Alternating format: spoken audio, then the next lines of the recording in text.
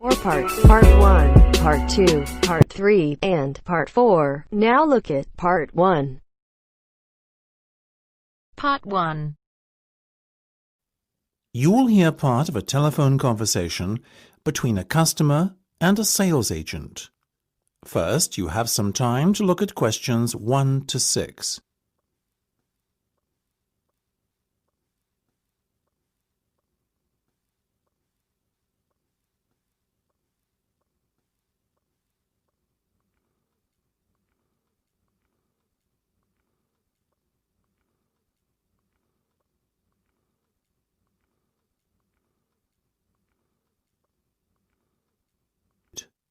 You should answer the questions as you listen, because you will not hear the recording a second time.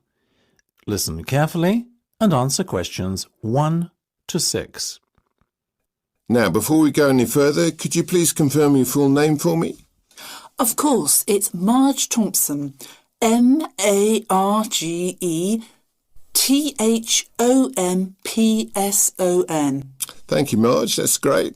Now, Marge, the next thing I'm going to do is provide you with a booking reference. You should quote this in any further communication you have with us. OK, just let me get a pen. Go ahead. Very well. It's 777 000 44 22. That's 777 000 44 22. Got it? Yes, thank you. And just to confirm, you want to hire a car for 14 days, is that right? Exactly.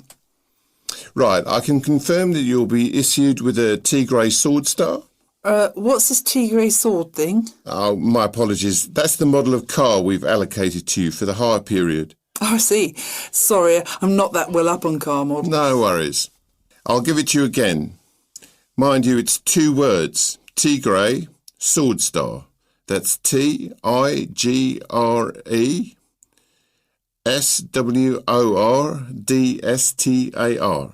Perfect, got it. And that's going to be at the airport when I get there on the 2nd of July, right? Right. At 3 p.m, it'll be there waiting for you. Lovely. Where should I go to collect it? The hire car centre? No, you're arriving at the South Terminal.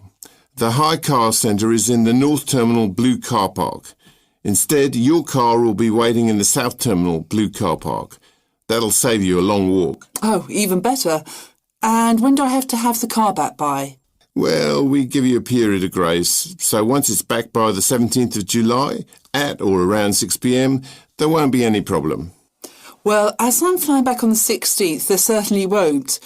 I'll surely have it back by the return date, otherwise I'll be in big trouble. Indeed. Now, what type of insurance would you like? Fully comprehensive, of course. Naturally, right. We'll put you down for the comprehensive then, but I must inform you that there's an excess of £500. After that, you're covered for everything. Fine. That's pretty standard these days. Before listening to the rest of the conversation, you have some time to look at questions 7 to 10. Now listen and answer questions 7 to 10. Now, Marge, how would you like to pay today? Do you accept cheques? Unfortunately not. Only a debit or credit card will suffice. OK, I have my debit card here. No worries. Excellent. Let me just give you a breakdown of the total cost now. It's £280 for the 14-day vehicle hire, and the insurance is an additional £75. Will you be needing a satellite navigation system? How much? £25. No, thank you. I'll use my own. I have one on my mobile. What about the roaming charges? That could amount to even more than £25. Good point. On second thoughts, I'll take the satellite navigation. I also need tyre chains. Is that correct? Not compulsory at this time of year. But I may be travelling up to very high altitudes in the Alps. In that case, perhaps you should hire them too. The chains will set you back another £25. No problem. So that's £405 by my calculation. We also have to include 12.5% tax, I'm afraid. Oh, well, if you must. So in total, that's £455.50. Now, let me just... That is the end of Part 1. You now have half a minute to check your answers.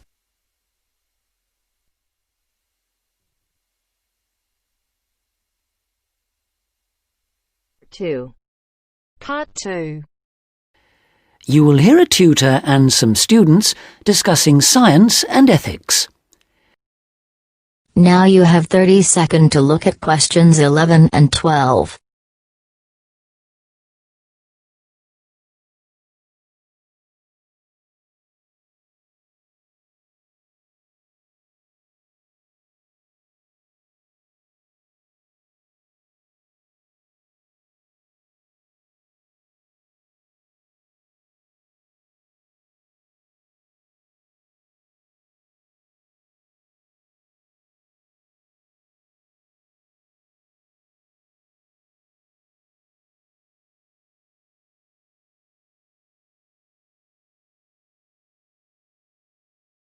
Now answer question 11 and 12.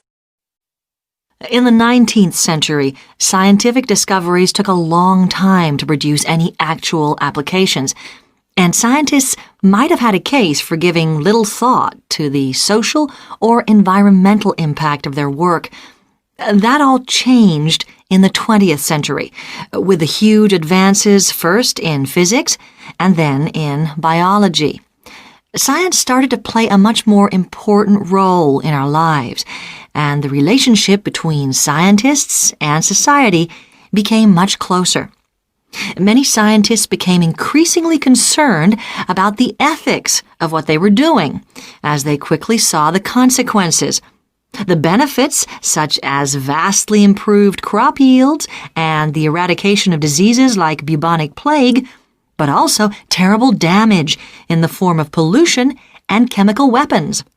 Yes, but some scientists still claim even today that their only duty is to make public the findings of their research.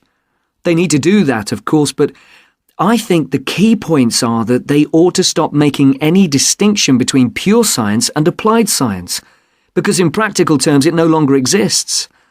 And also, they must accept full responsibility for the consequences of their work. Now you have 30 seconds to look at questions 13 to 20.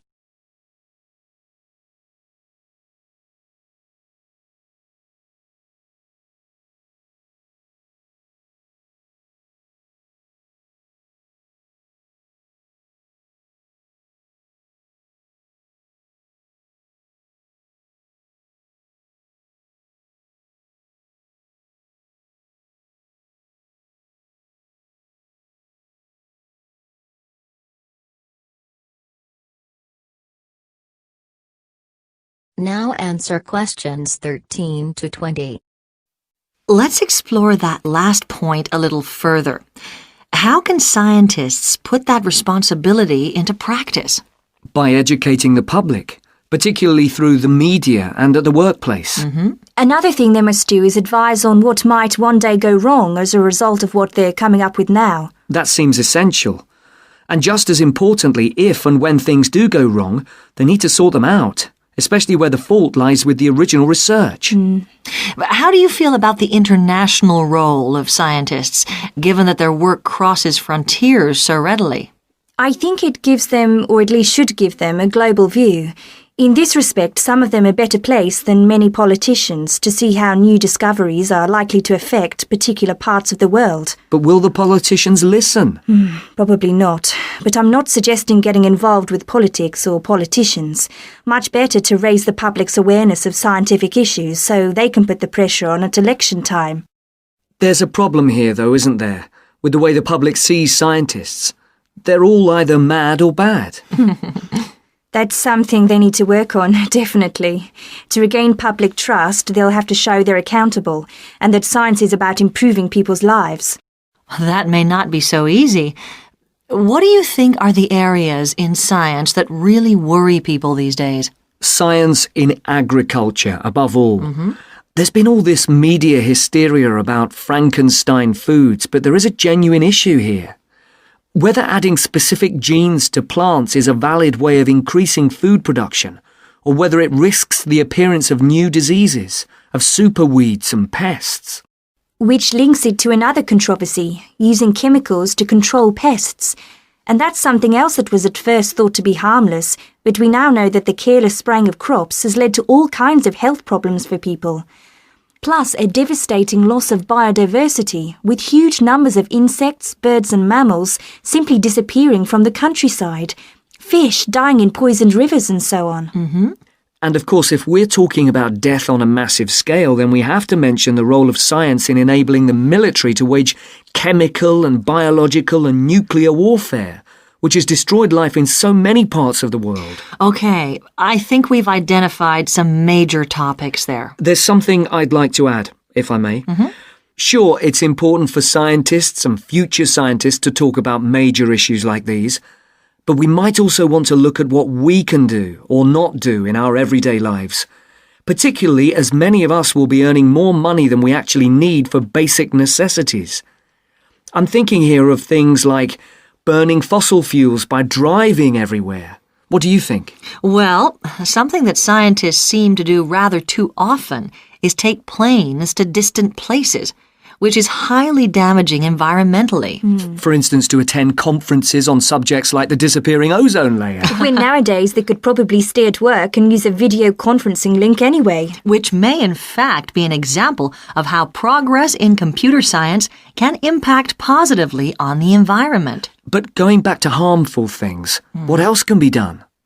Again, on the air transport theme, there are the huge distances a lot of consumer goods travel before they actually reach the shops in this country. This seems another extreme waste of energy, especially if much of what is being produced and carried is packaging. Perhaps it's worth shopping for more locally produced items.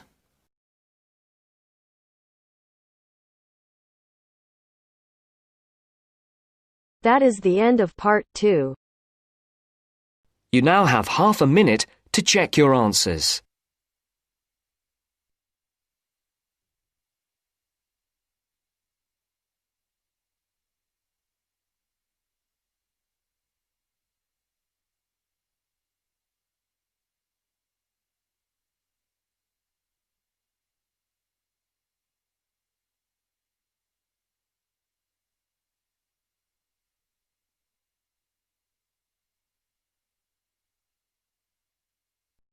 Now turns to part 3.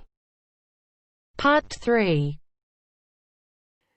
You will hear a conversation about plans for a university sports centre. First, you have some time to look at questions 21 to 26.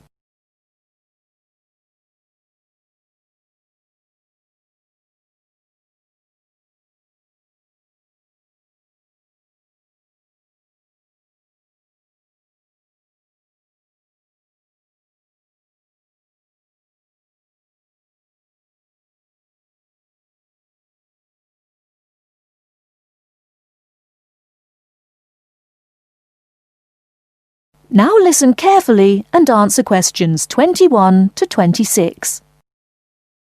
Before we go on to look at specific sports, let's think for a moment about the non-sports facilities we really need here. Things like better changing rooms and showers. Yes.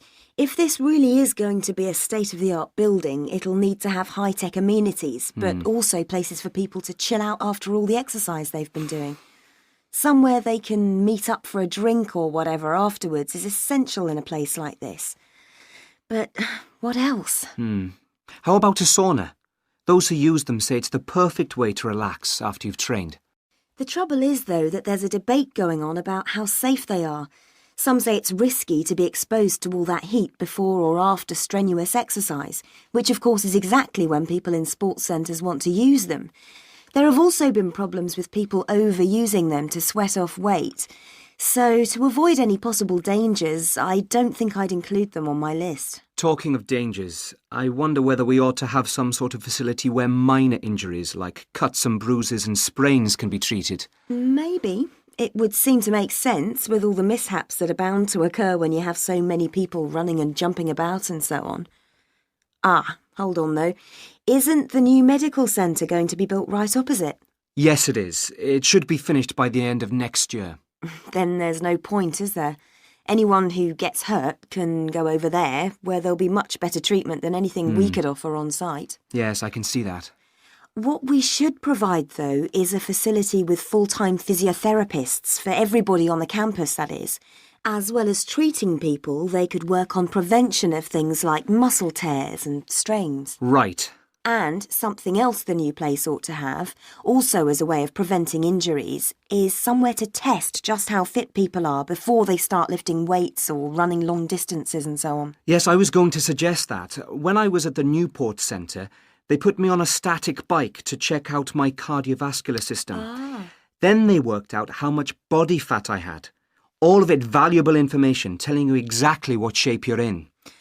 Another thing I've heard some universities do, especially some of the newer ones, is provide rooms and equipment for lectures to take place actually inside their sports centres. How do you feel about that? Well, as it happens, I've got first-hand experience of that too.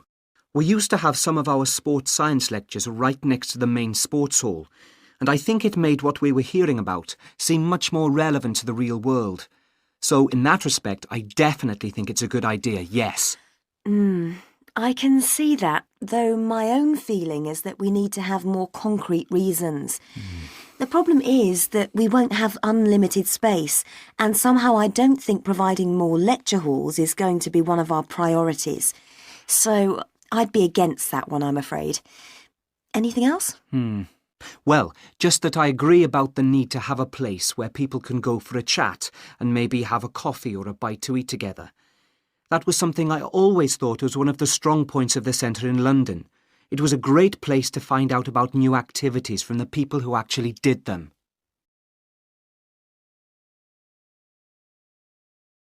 Before you hear the rest of the talk, you have some time to look at questions 27 to 30.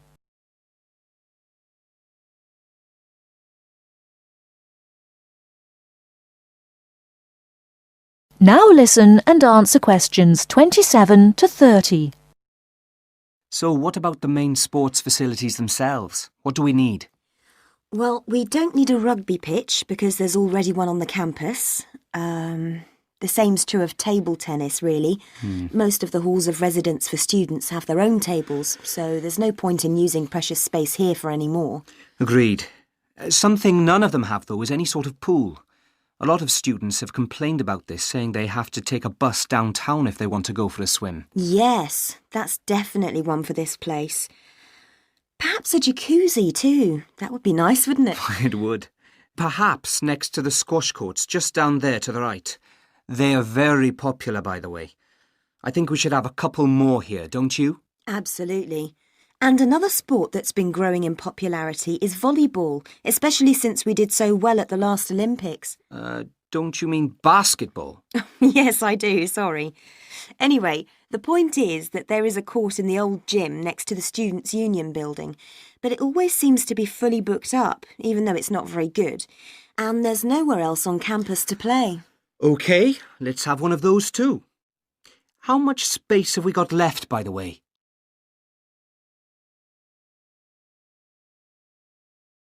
That is the end of part 3. You now have half a minute to check your answers.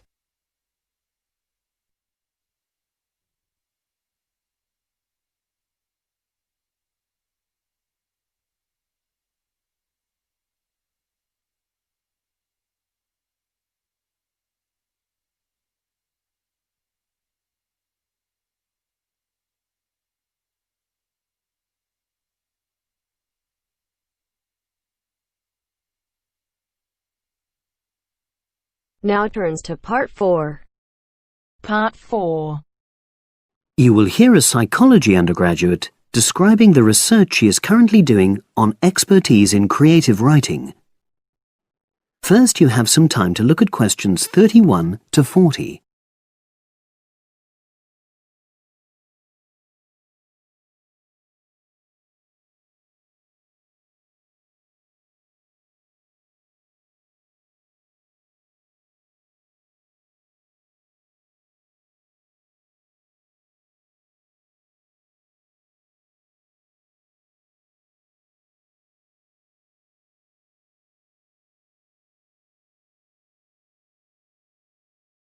Now listen and answer questions 31 to 40.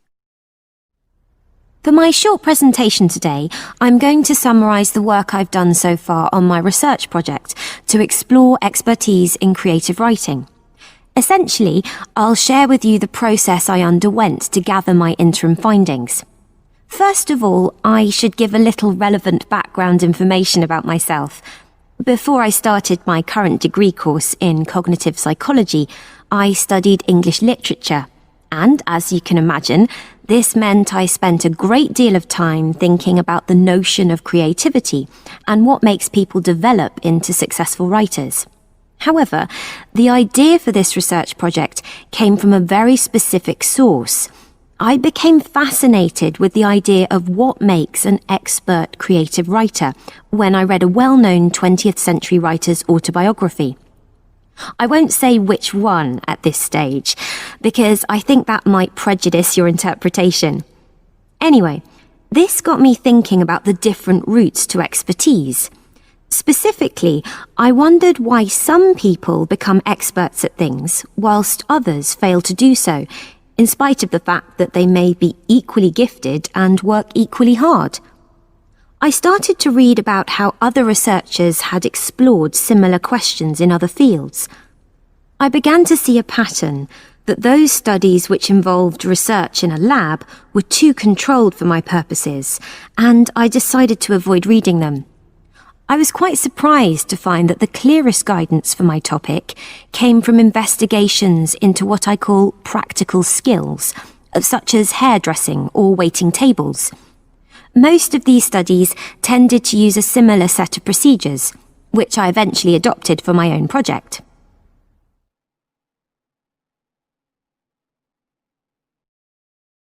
I'll now explain what these procedures were. I decided to compare what inexperienced writers do with what experienced writers do. In order to investigate this, I looked for 4 people whom I regarded as real novices in this field, which proved easy, perhaps unsurprisingly. It proved much harder to locate people with suitably extensive experience who were willing to take part in my study. I asked the first 4 to do a set writing task and, as they wrote, to talk into a tape recorder, a technique known as think aloud. This was in order to get experimental data. Whilst they were doing this, a research assistant recorded them using video. I thought it might be helpful for me in my transcriptions later on. I then asked 4 experienced writers to do exactly the same task. After this, I made a comparison between the 2 sets of data, and this helped me to produce a framework for analysis. In particular, I identified 5 major stages which all creative writers seem to go through when generating this genre of text. I think it was fairly effective, but still needs some work, so I intend to tighten this up later for use with subsequent datasets. I then wanted to see whether experienced writers were actually producing the better pieces of writing. So I asked an editor, an expert in reviewing creative writing, to decide which were the best pieces of writing. This person put the 8 pieces of work in order of quality, in rank order, and using his evaluations, I was then able to work out which sequence of the 5 stages seemed to lead to the best quality writing. Now, my findings are by no means conclusive at this point. I still have a long way to go. But if any of you have any questions, I'd be happy to answer them and go.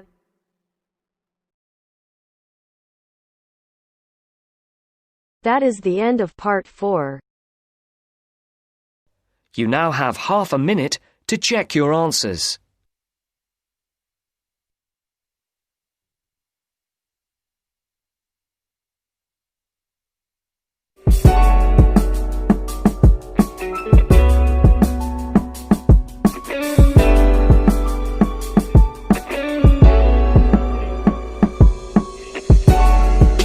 That is the end of the test.